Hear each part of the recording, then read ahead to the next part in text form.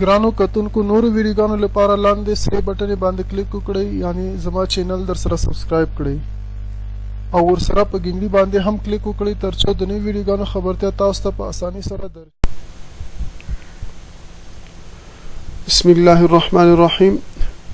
د ژبې روژه دا ده چې له بېګټې خبرو ځان وساتل شي، له لفظي جګړې، باطل خبرو، دروغو، سپکو خبرو، بهتان، لعنت ویلو او غیبت نه ژبه پاکه ولرلی شي. د ژبې دا ډول روژه د رمضان په میاشت پورې نه ده تړلې، بلکې مؤمن باید هر وخت خپله ژبه له دا ډول ناروا او باطلو خبرو تړلې ولري او په ځانګړې توګه په روژه مبارکه کې باید خامخا د ژبې روژه هم ونیول شي او په دې اړه د رسول الله صلی الله علیه وسلم په مبارکو لارښوونو کې ډېر ټینګار شوی ده. رسول الله صلی الله علیه وسلم وایي کومه ورځ چې ستاسو کوم یو روژه وي نو سپکې او فحش خبرې دې نه کوي او نه دې ناپوهي او جهالت کارونه کوي. که څوک ښکنځل ورته وکړي او یا جګړه ورسره وکړي ورته ودې وایي زما روژه ده.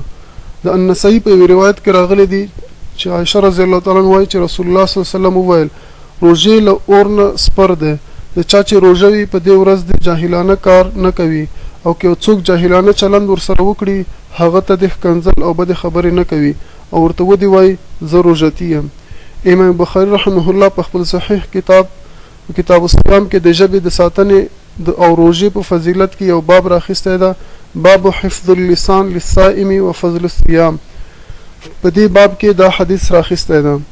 رسول الله صلی الله علیه وسلم وایي الله ویلی دی د بني آدم هر عمل د هغه ده مګر روژه زما ده او زه به د روژې بدله ورکوم او روژه سپر ده او که کومه ورځ تاسو کوم یو روژه وي نو سپکې او فحش خبرې دې نه کوي او چغې او نارې دې نه وهي.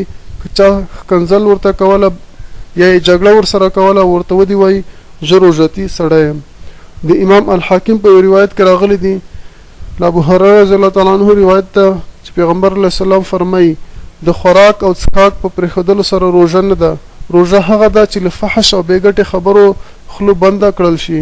که چا ښکنځل درته وکړه یا کوم جاهلانه چلند در سره وکړ ورته ووایه زما روژه ده. د ابن خزیمه په روایت کې راغلی دی چې روژه دې وي نو ښکنځل مه کوه. که څوک ښکنځل درته وکړي ورته ووایه زما روژه ده او که ولاړ وي کېدیني.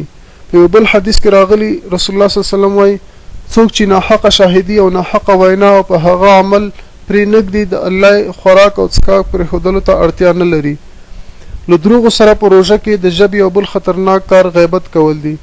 غیبت هم په روژه کې چندانې خواږه نه پرېږدي او ډېرې بې خونده کوي. حفصه بنت سیرین د امام محمد بن سیرین رحمه الله خور ده. هغه وایي روژه سپر ده تر څو یې روژتي څیرې نه کړي او په غیبت سره څیرل کېږي. ځینې علما وایي غیبت روژه څیروي او استغفار یې ګنډي. که مو له وسه وي د الله حضور ته څیرلې روژه مه راوړئ. عبیده السلیماني وایي دو روژه ماتونکو نه ځانونه وساتئ او هغه غیبت او دروغ دي. مجاهد بن جبیر رحمه الله وایي روژتي ته چې څه رسیږي هغه کم شی ده مګر غیبت او دروغ نه. دا راز مجاهد وایي که څوک غواړي روژه روغه پاته شي نو له غیبت او دروغو دې ځان وساتي. امام اعمش رحمت الله علیه له ابراهیم نه روایت کوي چې هغه به ویل چې دروغ روژه ماتوي.